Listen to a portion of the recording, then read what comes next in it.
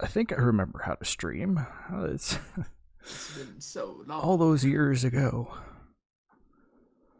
And here we thought we were gonna get several in a row, huh? Yeah.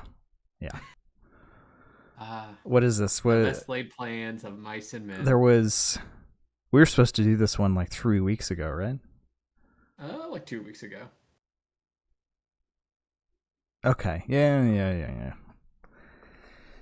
That's not forever ago, but No, but then you canceled, and then I canceled, and yeah, things come up. But we're here now. Now we're That's here. what matters. then earlier today, my partner was like, "Yeah, just let me know if you want to come up for Father's Day dinner with my parents." And I'm like, "We talked about this. You said you weren't going to stay for dinner." She's like, "Oh yeah." It's like, okay, Yeah, well, nice dinner is always nice. I had a good dinner last night with some friends as well. very nice. At my friend's place. I've been eating It's like nice falafel. crap this these past few days. I made cake balls, and that's been my main source of sustenance. It's not good. No, it Those is are not. I feel myself getting fatter. calorically dense. Um, but I just made what I made. I made some Asian slaw earlier today. Asian slaw. Yeah. So like, oh yeah, no, I've had that before. Like the coleslaw type. Yeah, so it's Napa cabbage, a couple different peppers, carrots, and then the sauce is peanut butter, rice wine vinegar, sesame oil, soy sauce. Excuse me. And what was the other thing? Maybe that was it. Oh, lime juice. And toss that all up, and it's coleslaw is always better the next day, so it's marinating. Oh yeah, it's nice and cold. The flavors all mixed together. Well, you gotta let the stuff get to work on the vegetable, right? Like if you ever make a coleslaw and then immediately try and eat it, it's no good. You gotta let everything wilt a little bit. The juices gotta get in. Yeah, the vinegar has to do its work. So, and then I'm going a bit crazy since I have most of this next week off. So I made the cake pops. I just finished making dinner as well, which is one of my favorite bow tie pasta Italian dishes. Ooh, I like a good bow tie pasta dish. And then I've got stuff to make fried mashed potato balls. What? Well, because one of the restaurants around here does them, and I want to see. And we really enjoyed them. So I'm like, well, maybe I can make them, and then we can just be like, hey, you want to have a beer and have some mashed potato balls? Like, yeah. So I'm gonna try and make mashed those. potato balls. They're fried. Those sound pretty good. They are really good. I'm hoping that's, this recipe I found comes close. And it'll balance out your cake balls, right? Well, I've also got banana ice cream chilling in the fridge. Because I have a bunch of leftover heavy whipping cream from making cupcakes for that party last weekend. You can't let that go to waste. No, because I bought the big one in case I needed to make more batches of icing. I didn't, so it's mostly full. So I'm trying Alton Brown's banana ice cream recipe. And then I've got 2 sweet potatoes. I bought 2 sweet potatoes in a bag like a week ago because they were in the clearance for $1. So I'm going to try and make sweet potato bread. And for lunches this week, I'm making California rolls. I bought some imitation crab and avocado. So You really are on a roll this week. I am going to go to the One might gym say you every have day. too much food. I am going to go to the gym every day. You know, you'll get home from work, you'll sit down, maybe pop a couple cake balls and a couple potato balls. I need to put the cake balls into the deep freeze away from me so I stop eating them. Oh, but your cake balls are so good. They are good, and it makes me a little bit better thinking that like 2 or 3 of them is probably equivalent to 1 cupcake.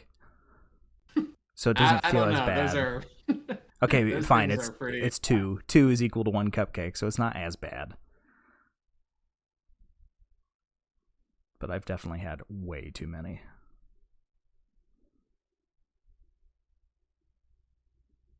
Boy. Oh man, you've really been in the swing of things. Yeah. Summer's got some fire under you. And my kitchen's all mostly clean. I don't know what changed. something clicked in me, and I'm just putting basically everything in the dishwasher now. Most of the things I work with are dishwasher safe. Why have I been hand washing them? Why have you? I think the idea was to plus water overall. Yeah, and I think the idea was to keep them nice longer. But I'm like, why am I hand washing this shitty like $1 colander? Like, just throw it in the dishwasher, and if it breaks, I'll spend another dollar to get a new colander. And how do you break a colander? I was about to say, what kind of dishwasher are you using that breaks a colander? Yeah, I know exactly. So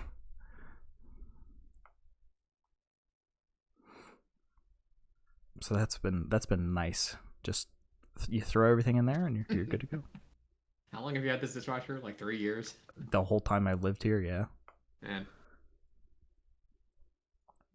And you know the vacuum actually turns on, too. No, I vacuum all the time. I know.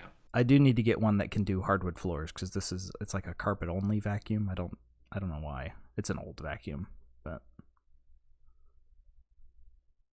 In the dishwasher, get it all cleaned up, and then you're ready to vacuum. But it's nice to start the week with a nice clean house. It is. I did a little cleaning this weekend as well, so it's feeling good. Feeling proper. I do need to do a little bit of tidying. My desk is there's just so many papers. It's just a mess. So. Your research. It's not. Like, this Post-it note I've got here has all the recipes that I was wanting to do this week. I've got a gift card that I was given. I've got a piece of mail that I brought down here so I could Google what's on it. And it's like, I got a book that I wanted. It's a picture book of Arthur C. Clarke's The Snows of Olympus. Got a Post-it note reminding you to, or just the book itself? No, I've got the whole book because I was wanting to read it. There's just so much shit. I've still got two eclipse glasses.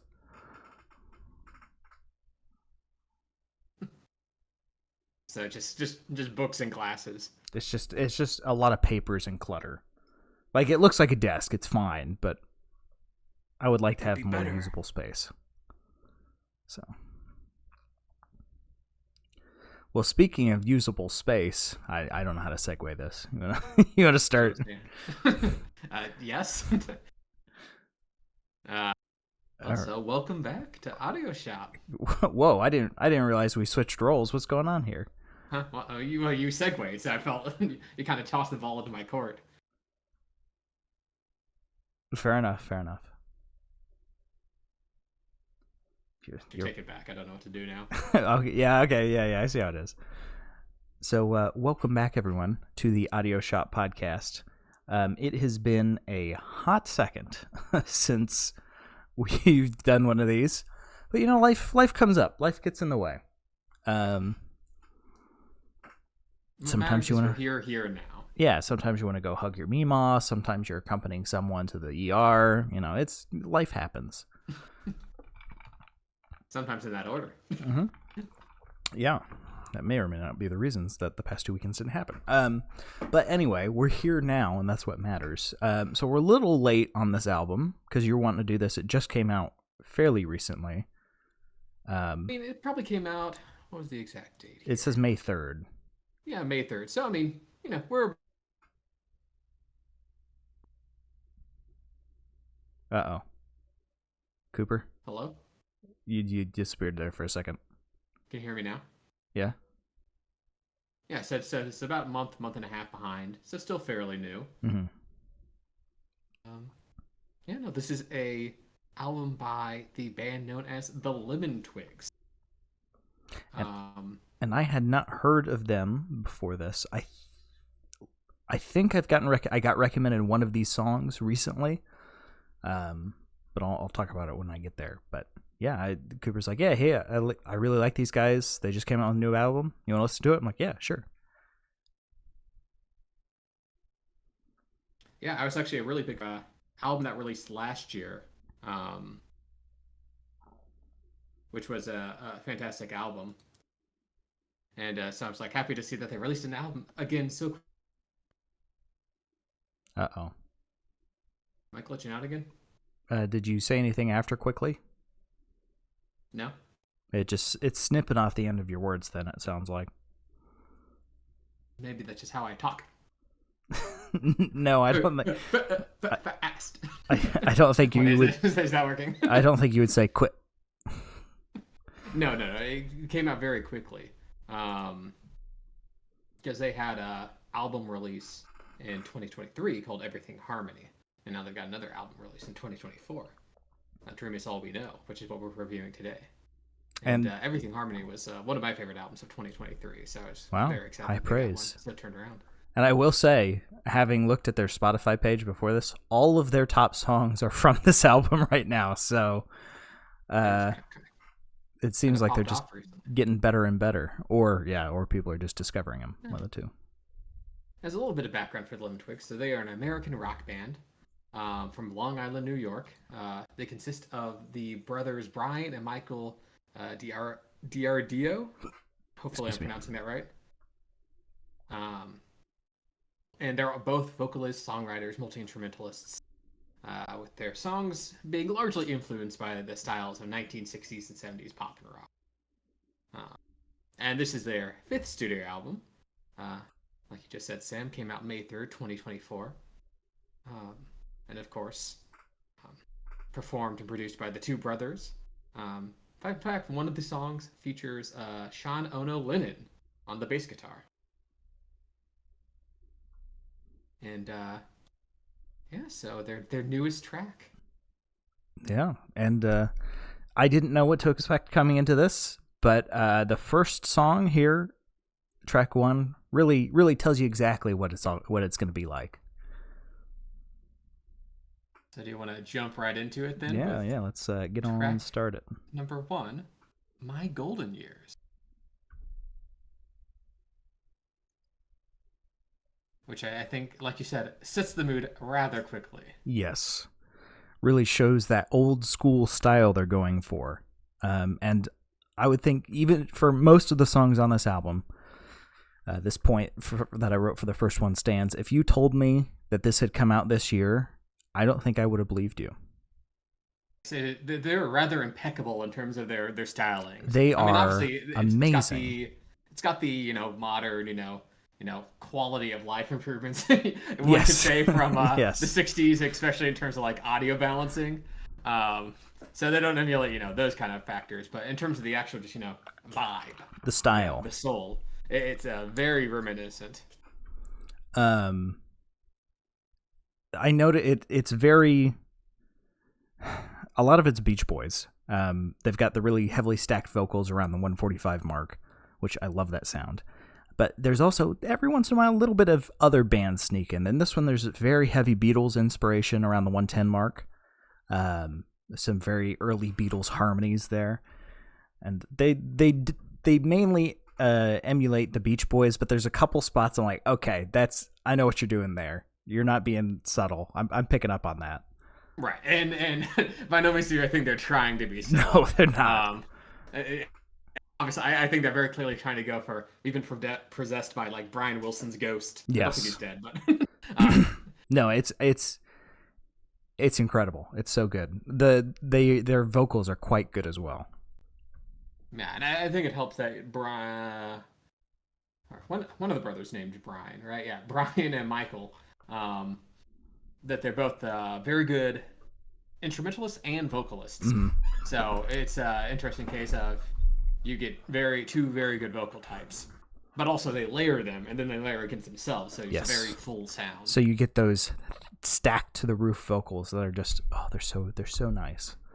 But I would say this one felt more Beatles to me than Beach Boys. A little bit of Beach Boys sprinkled in there, but their later ones their further songs are a little more Beach Boys heavy. Yes, they definitely go down the rabbit hole. So this opener is pretty strong in terms of like, hey, this is what you're going to be getting on this album. But so far, I'm liking it. Yeah, it's that with that opener, all I could say I was very excited, and a little bit sad that the album's only half an hour. Jumping to album.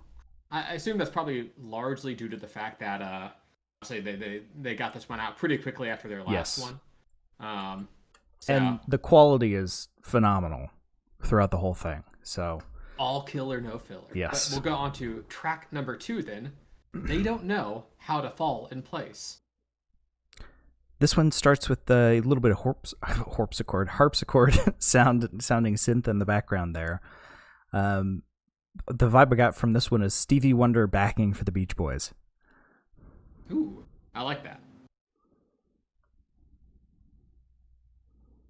And then we get a nice little piano solo around the 2-minute mark. It's got a little bit of honky tonk vibe with those sweet harmonies right thereafter. It's chef's kiss. Yeah, and I think a great thing about this album that's kind of present throughout it is just like this extremely I guess it goes back to very like just chipper, hopeful sound, right? Where I obviously is kind of very, very prevalent in the '60s, but just that kind of very kind of by gum we're gonna do it, feeling that you get. And almost like innocence to it, Yeah. Which obviously, pop has evolved over the years, I'm not saying one's better or worse, but, pop nowadays, or even, past the 60s and 70s into the 80s, there's a lot more, obviously lost that innocence, that sound.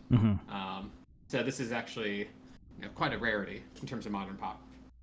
I mean, some people might think it's weird that there's grown men singing about loving on their sweetheart as if they're teenagers, but, we don't judge the Beach Boys here. We do judge them when they give ages. So sometimes. Yes, that was, yeah.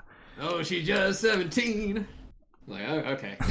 I'm still 35. Oh, okay. She was just 32 and a year younger than me, so it's all above board. But this one especially, I think they really do mimic the Beach Boys perfectly. They're not copying it; they're mimicking the style perfectly. Though they do have their own flares. I mean, yes. That, like a honky tonk breakdown at 2:15. I actually quite like. But I mean, I've not sat down and listened through the whole Beach Boys discography yet. You could present this to me and say, "Hey, listen to this Beach Boys song." I'd be like, "Wow, that's really good. I didn't know they did something like that," and I would fully believe you that it was Beach Boys.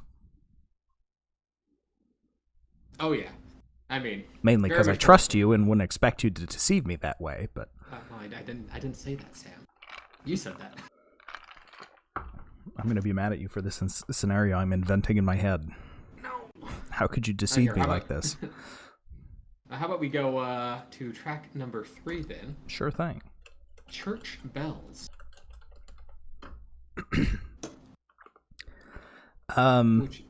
Go ahead. Which this one somehow is even more happy-go-lucky. Mm-hmm. Do you did you pick up who are they mimicking with this one, Coop? I can't put my exact finger on it. Who are you saying? Are you shitting me? No. This is very early ELO inspired, like to the T. There's I can hear it. They've got that crusty filter on the vocals, like the early ELO tracks did. The strings at 110 were lifted directly out of an ELO song, basically. It's a very nice homage. Huh. Now that you're saying it, and I'm listening to it in the background here, I do kind of get that early ELO. I'm just not as fluent in ELO as you, Sam. Yeah, and a lot of people I trust you in anything ELO related. People aren't a huge fan. You better not be lying to me. I'm not. People are not a huge fan of that early style, but I quite enjoy it. Battle of Marston Moor. Yes, unironically enjoy that song. But they're not going that hard with the crust on the vocals. They're making it so you can actually understand them, which, fair enough. I don't know why they chose that style for their first couple albums. But the rest of it grouped together, I'm like, okay, that's clever. I like what you're doing there. Oh yeah, the song has a very nice build to it, even for like 2 minutes long. Mm-hmm. It's a little, harpsichord comes in. It's a little bit of a key change. Even has a little brass ending. Yeah. Yeah, they make good use of instruments throughout. Oh yeah, the instrumentation on this album is fantastic. Mm-hmm. And, if I love people that love ELO, so Jumping to track 4 if you're ready, Coop. Track number 4, A Dream Is All I Know. The titular title track. Which starts with a very, like, vibey kind of... It's almost got, like, that old-timey spooky Halloween, like, wooing going on with the synth opening. Yeah, well, it's got some bloopy synth back there, too. Yes. But it has this very sweet vocal pairing with, like, piano and bass. Mm-hmm. Like, extremely lovey-dovey. And this one does take a little bit to spin up, I will say, compared to the other tracks. That first 2 minutes is a little sparse. They don't have a whole lot coming in. I do like they throw a theremin in there. That's real nice. I like that. Around the 2:35 mark. And maybe it was in there earlier and I didn't catch it. But yeah, this is, for the titular track, a little weak, I will say, compared to some of the other ones. It's not bad, but it's not the worst song by any means. But I think some of the other tracks are stronger. Oh, I really like this song. I mean, I agree with it having a little bit of a sparse opening, but once it's like the chorus at the 1 minute mark, that like main melodic loop is like, it's scrumptious. It's like a cake ball. Yep. Hey, don't make me go upstairs. I'm just saying that because I know you got like 10 of them right next to you right now. No, I kept them. I kept them away from me. Yeah, and then you end it with that really whooping synth again, with guitars. Is the perfect way to end the song. Oh yeah, it's got a great build, good flourishes throughout. The electric guitar builds and the chorus. Whew. I like this song. I think it's a good title track. Mm-hmm. Jumping to track 5, if you're ready, Coop. Track 5. Good vibrations. Sweet Vibration. vibrations. No. Good vibrations. It's completely. They don't. What? Beach Boys? Who? Yeah. Oh, that's a V, not a B. Yeah, I read this and I was like, okay, really? That's a little bit on the nose. I mean, it's not like they haven't not been on the nose so far.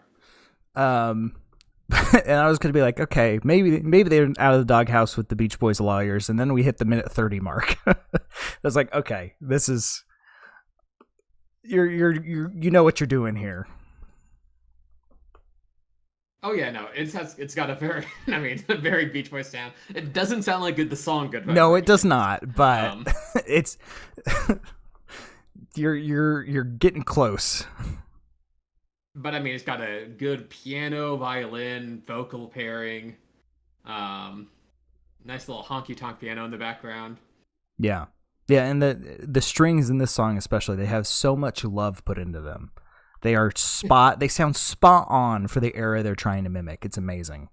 Oh yeah, the 60s string sound. I don't know how they got that. I don't know how live studio performance. These people need to educate everyone because no one else has been able to do it this well. I don't know what devil contract they made, but it was worth it. There used to be a third brother in the band. Let's just say sacrifices had to be made.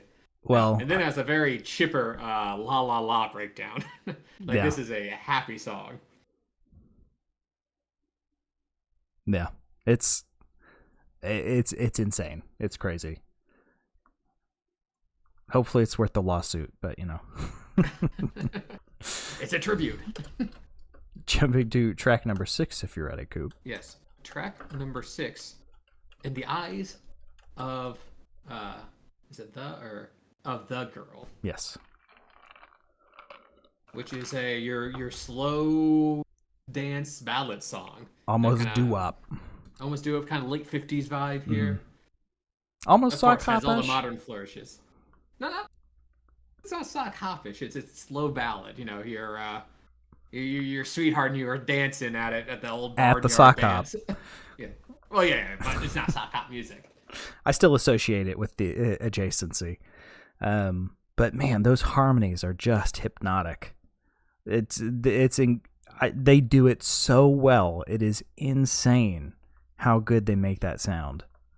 Yeah, it's kind of hard to describe in terms of everyone's heard good vocal harmonies, but these are like pristine. This is like pure Snow White harmonies. This is when you listen to the Beach Boys or those older albums from the era they're trying to mimic, it sounds exactly like this, and they've perfected it. Yeah, and just some great like vocal melodies in them themselves, right? Mm-hmm. Yeah, they're still like sweet sounding, very saccharine. Yeah, they're not just stacking it up and singing a single note. They've got complexity going on there. It's so dense. There's so much going on. So dense. There's so much here. Yeah, no, I mean, I don't typically, like the late 50s kind of, stock copy era music, but this one's like just so sweet. It's insane how good it is. This is another one where if you told me this was Beach Boys, I would just 100% believe you. I guess probably the giveaway is that it has a little bit of synth at the end. Yeah, but that, me, that just makes it even better, right? Yeah. This one took me by surprise. Because it starts, the first 20 seconds or so are a little slow, and then it just, something with it clicked for me. It's just amazing. In that case, we'll move on to track number 7 then. If You and I Are Not Wise. Which is a little more, I wouldn't call country, but it's got a little bit of twang to it. Just a flavor. I wasn't really getting that at all. I think I was focusing a little bit more on the instrumentals here. And just appreciating how, because again, I was sitting here the whole time thinking, how the hell did they do this? How did they make it sound exactly like the style? And this one, I'm like, you've got a bit of a live performance feel to it. Not that it's messy, but something to do with the reverb on the instruments gives it that feeling. It's just they've nailed every aspect. Yeah, it's it's spooky. A little bit, honestly. It's a little spooky. But yeah, no. I guess part of that is I didn't read in the description, but their dad, Ronnie DiArdio, was an instrumentalist in the 70s. So I imagine at least a lot of the DNA comes from their father there.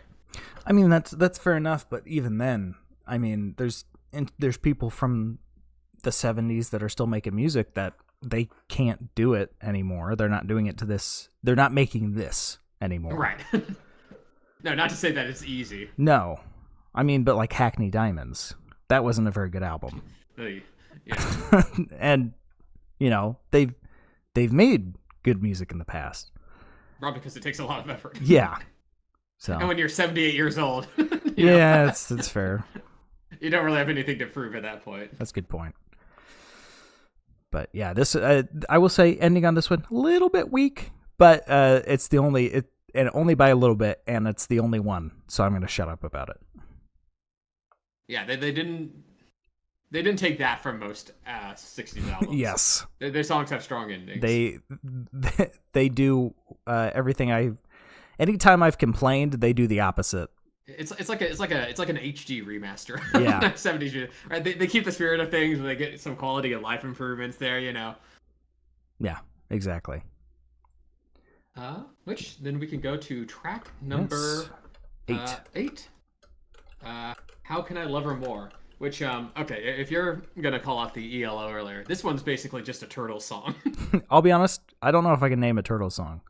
Oh, how's it go? I can't see me. Happy Together. Yeah, this is very Turtles-esque. I forget that one's by the Turtles. That's the only one I could tell you. And even then, I didn't know it was by the Turtles. I know the song, but it's kind of that kind of sparse, plucky piano background, and that kind of happy, feel-good-lucky chorus from a little sparser lyrical bass. I think that's what's scary is they're not just mimicking Beach Boys. They've managed to nail several styles.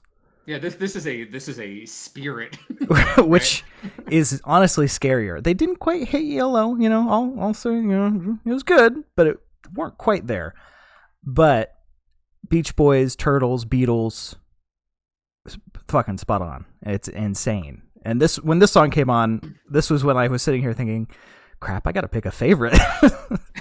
Yeah, no, there's some bangers on this Yeah. album. This being one of them. I mean, that when that chorus drops, and, like the brass comes in, the vocal harmonies swell. It's making you tear up a little bit. Yeah, and it's the level of detail they have in the vocals and the instrumentals is insane, because there's song progression here, but it's not the traditional, because we've done some pop songs in the past where you start with the instruments and you throw one in and you're like, hey, look, I'm adding another instrument.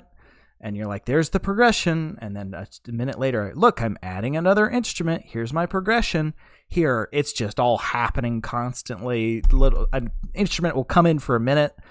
They use the fucking Mellotron flute in the background, and they didn't even draw attention to it. It's very naturalistic. Which is what the Beatles use at the start of Strawberry Field. You know that sound? Oh yeah. That's a Mellotron flute. So they're they're mimicking the style. They're using the proper instruments, or at least using the proper sounds. And who knows if they actually used a Mellotron flute, or just, more likely you get a synth setting. That's so much easier than getting one of those. I don't know how they do it. Honestly, they've made some kind of devil contract. That's the only way I can explain it. Yeah, the song progression is just crazy. Like you said, it's not like yeah, that use of bass was a good place. It's like oh yeah, this feels right. This is a song from the 60s or early 70s. Yeah. Hey, how about we take it back a little bit then, cool it down a little bit, and go to track number 9 then, Ember Days,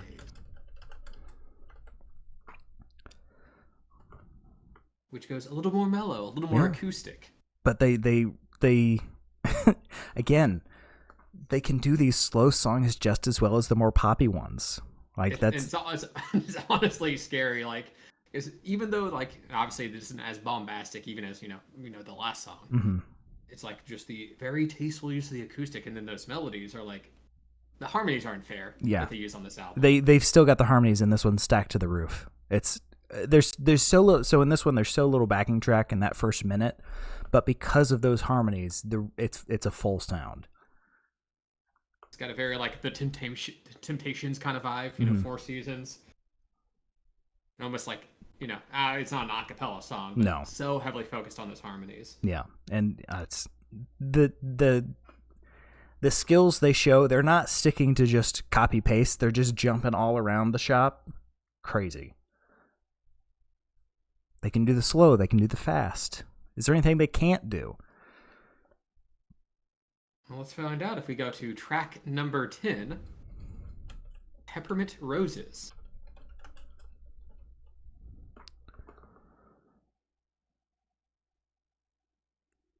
Interesting little vibe change. Yeah. Maybe a little more aggressive? I'm thinking we're moving forward in time, is what I felt. It's a little more 70s. Yeah, we get the tambourine in there, which just makes it feel old for some reason. And then there's this little bit of, I don't know what to call it other than Halloween synthesizer in there as well. A little spooky. Yeah, it's quite nice though. It adds a little flavor. They're showing a little bit more of them here. It's an interesting mix of instrumentation. Maybe it's a little more awkward than their other songs, especially with how the chorus and the lyrics kind of bump up against each other. Yeah, but just give it a lot of flavor. Yeah, it's a very good song. And then you get, as this spooky synth plays along, eventually we get some really harsh guitar in there as well to duet with it, and it just fits. I don't know why, but it fits. It definitely has a pretty killer ending, though. Mm-hmm. It just kind of it just comes out of nowhere, which I like. Yeah, they've been 10 out of 10 with those endings. Jumping to track 11, if you're ready. Track number 11. I should have known right from the start. Just a nice little acoustic guitar intro. Yeah, this one, I like the Italian guitar. I don't know what else to call it other than that when it comes in. But this one is a little sparse. It's those drum dropouts, isn't it? Yeah. It's not bad, but it's compared to everything else, it's like we've had a 5-star meal every other night this week and we're going to a 3-star restaurant tonight. Okay, I guess we're peasants now. It feels kind of like that, It's a much more chill cut. Yes. But not chill in the same way as, say, Ember Days. Yeah, the front part of the song is certainly a little maybe a little more mellow. I think it fills out a little by the end. Yeah, the ending's great. I love the instrumental outro on it. It's a nice touch. Yeah, how the instrument and like those little drum breaks kind of combine together into a bit of a fade out. Mm-hmm. Like that stays fully done. And then finally we can go to track number 12 here, the final track, Rock On, Over and Over, which is this is a rollover Beethoven-esque cut. Yes. Which honestly, the number of people that covered Rollover Beethoven, just do it. just send it, man. You want to. I want to hear their take on it. Yeah, honestly, the amount of self-restraint was taken to not do a cover on this album must have been astronomical. Maybe would have given the game away too much. Yeah, maybe they had lawyers like just sitting there with them, and they did a cover like, nope, that's too far. We have to somehow maintain the illusion of ignorance that we don't know what any of these songs are. I don't know what you're talking about. We cannot cover Rollover Beethoven. But it's still kind of got that, like you said, that almost that kind of I don't know. I guess this is a little more closer to the 50s, right? That kind of Johnny B. Good, mm-hmm. A little chunkier guitar, little bit harder sound. This was the one that I think came up on my Spotify recommended previously. Because it came out, I'm like, that sounds really familiar. And it's got a really nice crusty filter on the guitar solo, which is nice. There's just the brass, which we've barely talked about, but it's been almost ever present throughout the album. Just fantastic. And yeah, I mean, I think that proves how much we like this album. That the brass and violin elements that are excellent throughout the album. We're like, yeah, no, they're good. There's so much to talk about here. Yeah, because I mean, it's a half an hour album, and we've been talking about it for just as long as it would have been running. So. Outro's perfect. The breakdown at the very end and the album, just beautiful. Love it. Classic album ending. Yeah, just great all around. And that's it. That's the last. That's the last track. So, what's your favorite, Cooper? How do you pick a favorite track off this? No, I mean honestly, yeah, I think you could make a solid case for at least like half of this album. Probably more than half, but yeah, I agree. But I mean, in terms of myself, I'm pretty evenly split between honestly the title track, "Dream Is All I Know," which I know which one your favorite, but also "How Can I Love Her More." Both of those are just so excellent, like perfect 65 songs that are just they're obviously very similar to them, but they're not like derivative, right? These are good songs in their own right. Yes, that's what really sets it apart. Is they've not, and I said mimic earlier, which probably isn't fair. They've understood the style and then made something in that style that is theirs. That's what's so impressive. Which is infinitely more. Yes, infinitely more effort, and it sounds infinitely better. How Could I Love Her More was either my second or third favorite. I'm not sure. I'm not positive there. But my favorite, I think, had to be In the Eyes of the Girl. Ooh, okay, good one. That one just, I don't know, something about it spoke to me. It took you back to your childhood in the 1950s. Yeah. Well, I was in it was in my late 40s by that time, but. Oh, right. But yeah, that was you taking your kids to the sock hops. Yes, exactly. Yeah. Makes me nostalgic for those days. But yeah, no, it's just great. What about worst? We got to pick a least favorite.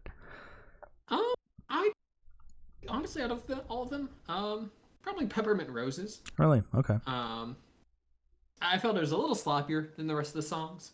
It was like the one time I thought like, maybe I would have made some different instrumentation choices here. And a little awkward in the transitions. Not that it was a bad song by any stretch of the imagination, but like you said, when it's like pristine throughout, you see like a slight blemish, you're like, it kind of sticks out. Mm-hmm. So, yeah, I didn't, care for that one song the most. What about you, Sam? I went with I Should Have Known Right from the Start. It's just that one is, everything else is built. That one, not so much.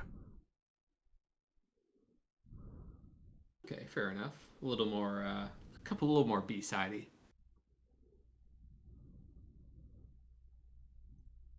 It is the B-side, so it's fair enough. Well, right. We got to rate it now. True, we're at the end of the album. I did it last time. Yeah, I believe you did, so I believe it's my turn. So here at Audio Shop, we use car themes for everything. Because we were actually sent back in time from the future where cars didn't exist. And we brought that knowledge. Originally, cars were invented next year. And we took that back in time to multiple people, and the one that stuck was Mr. Ford. Unfortunately, my first choice. Yeah, no, he was. Maybe we should have done a little more vetting. But hindsight's 2020, and also he died broke in the original timeline. So how would we have known he was a shitbag? Anyway, but that's why we have everything car themed. Just to express our thanks. Might have been a mistake. There's not really any trains anymore. That's kind of a problem. So we've kind of pivoted to warning to maybe cars shouldn't have been invented till next year. So that's our bad. Yeah, sorry. But at the tip top, cream of the crop, 5 out of 5. We got Showroom. This is best of the best. Can't get much better than this. At the bottom of the barrel, you've got Scrapyard, 1 out of 5. Ooh, yuck, get it away from me. This is actively killing me as I listen to it. Which you might think sounds extreme, but it has happened at least twice. So, Cooper, what would you rank this album? I'm going to say it's pretty easy Showroom. Obviously we've been gushing about it for this entire time.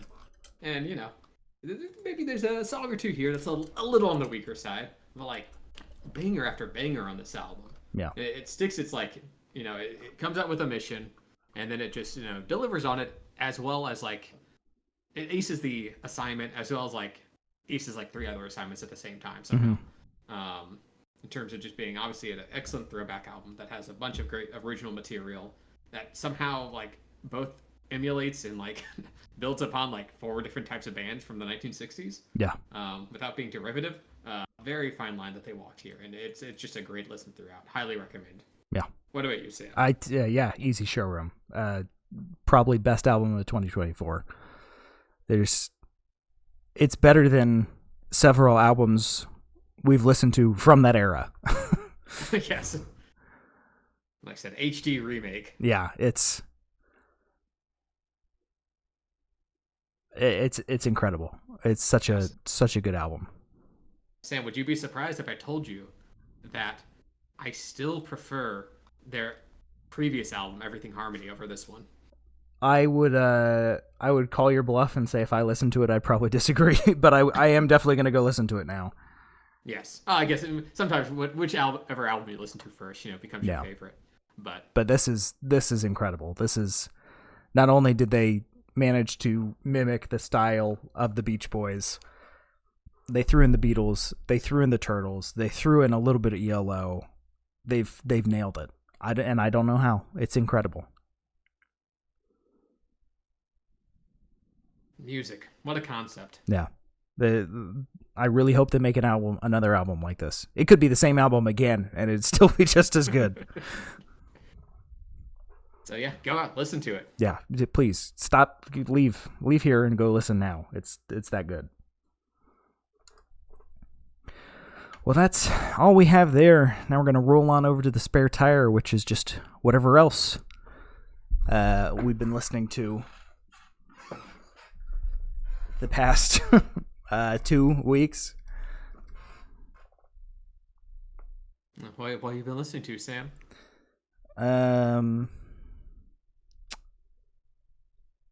Let's see, what have I been listening to? Well, I made a instrumental discovery. Ooh, what's that? I finally got curious enough to look up what that fucking straw and cup instrument is. It's called a cuica. It's a Brazilian instrument. It's basically a wooden rod attached to the back of a drum head. Huh.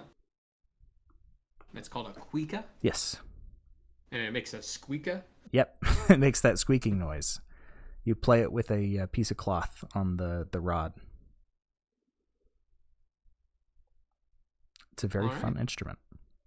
You got one on your desk right now? No, I do not have one. I might. Not a terrible idea though. That'd be fun to get. I've been listening to. Let's see. I listened to Armchair Theater a lot from Jeff Lynne. Of course. A lot of Takanaka. Bunch of ELO. Went on a bit of a Sinatra kick for a little bit. I listened to my Goofy Mode playlist a few times. Of course. There's a new song added to it from what's the lady's name? Hatsune Miku. I think it's Miku, right? That's what the Vocaloid lady? Yeah. That is pretty goofy. It's the dog song I sent you. Oh boy. So. And then just some heart pumping workout music. Daft Punk. A little bit of Mystery Skulls. I was listening through a lot of there's this artist I listen to on Spotify called Megan Echo. They do a lot of techno kind of electronic music. And there was someone else.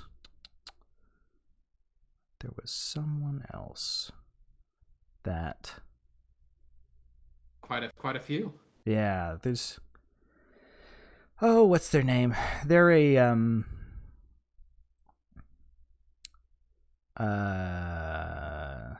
Monster Cat artist. So also quite electronic. I can't remember their name. It's 2 words. I'll keep looking and say it if I can think of it, but that's what I've been doing. What about you, Coop? What have you been listening to? Now it's my turn to get a little goofy. I've actually been listening to quite a bit of Weird Al. Really? Yeah. Which songs? I don't know. Listen through Bad Hair Day. Yeah, good album. I remember Running album. With Scissors too, and then good Poodle Hat. Album. So I've just been on that weird kick. What can I say? Those are good albums. That is what I grew up on. Nitro Fun, that's who it was. Oh, and I forgot there was a song from Hat in Time that came up on when I was listening to all this electronica. And it was like a swing thing. And a swing thing? It was like a swing electronic circus thing. And there was a couple licks in there. I was like, okay, that is just in the Hall of the Mountain King, and you've changed the last 5 notes, so it's not. And then there was something else. It was like some Beatles song or something, where I'm like, okay, that's just the melody from that song, and you're changing the last notes. You'll have to send that forward. Yeah, I'll find it and remember what songs they were. But it's actually, I didn't realize it was video game music to start. I had it on when I was deep cleaning my kitchen. I'm like, this is really good. What is this? And it was from Hat in Time. And I'm like, what the heck? This is amazing. So it warms my heart to hear you say you've been listening to Weird Al.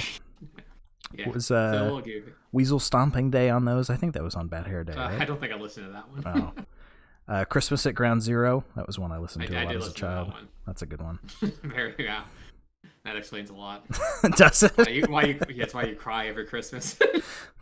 Find you hiding under your bed.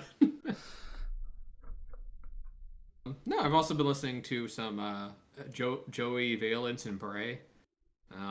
Very Beastie Boys esque. Because they just released a new album. Charlie XCX just released a new album that I quite liked.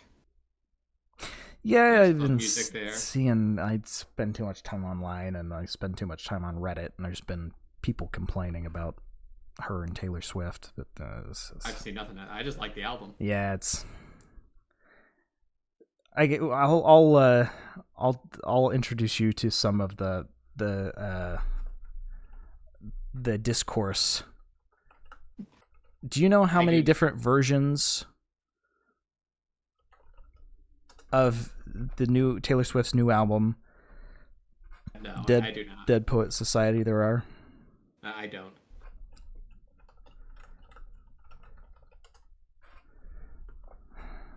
I believe there's over 50. That's excessive. Because every combination of song. She will change something just a little bit and release a new version for it. So technically it will count as a new release so she can stay on their boards. And she released a new version of that the same day as that album you're talking about. Oh.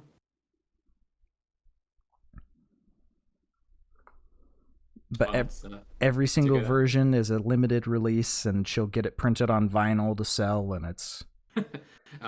Taylor's making that money. Yeah, she's being a fucking dick about it. But strike when the iron's hot, I suppose. I guess, but it's... I don't know. Taking advantage of people who worship celebrities. Well, they're allowed to spend their money where they want to. Yeah, they are. They shouldn't be, but...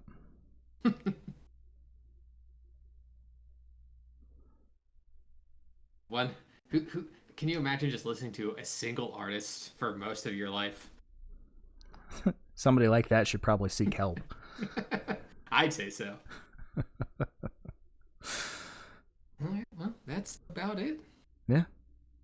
That's all she wrote. Overall, I'd say a lot of good music. A lot of good music out there. Find your good music. There's always something good for someone. Yeah. I'd suggest starting with the Weird Al polka and see how you feel about that, and go from there. And work outwards. yeah, work out from Listen to one of his songs, be like, I like that song. See if you like it. The original artist. The Wellspring. Yeah.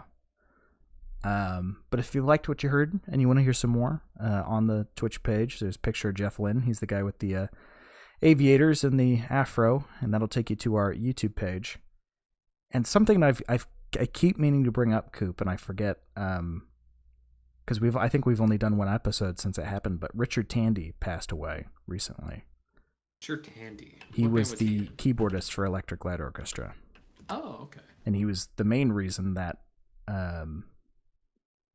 the one song on From Out of Nowhere was actually good, Sci-Fi Woman. Because Jeff needs a second mind to balance out him at this age. And that's why Sci-Fi Woman was the best song on the album, because Richard Tandy was back for it. So sadly he passed. I believe he was 78. So that's sad. Yeah. So won't see him at the ELO concert this year, sadly. But shame. I think Jeff's the last one left. Damn. I was thinking that too, because who's left from the Wilburys? We've got Jeff. We've got Bob Dylan. Jeff and Bob, I think. That's right? it. Roy Harrison. Gone. Roy Orbison died before they made the second album. Tom Petty died. George Harrison died. It was just Jeff and Bob. Yeah. If Bob Dylan outlives Jeff Lynne, I'm going to be so mad. For some reason, I feel like it will. Probably just because he's, I don't know, sitting on the toilet eating peanut butter with a spoon or some shit. What? I don't know. Is that something you think Bob Dylan... Is Bob Dylan in your bathroom right now eating peanut butter on the toilet? Yes, this is me trying to call him out on it. I can hear you, Sam. It's perfectly normal. Sam, bring me another tub of peanut butter. Please, chunky this time. Tub. Jeez. Yeah, he goes through the big, like, 2-pound jars. Bob, I need to shower. Come on. It's been 3 hours. You can do it while I'm on the toilet. I won't look. And if you're listening on YouTube, back to the outro. If you're listening on YouTube and you want to listen to us live, we're occasionally live Sundays 8 p.m. Eastern with the latest episode. We'll see how consistent we are from here on out. We'll do our best. Try to be more consistent. Yeah. Yeah, follow us at Audio Shop Pod. That's POD on Blue Sky, and we'll let you know when we're listening to next. So. Yeah. But that's all I've got. You got anything else, Coop? Nope, that's it from me. All right. Well, then we will see you next time. See you later, shoppies. See ya.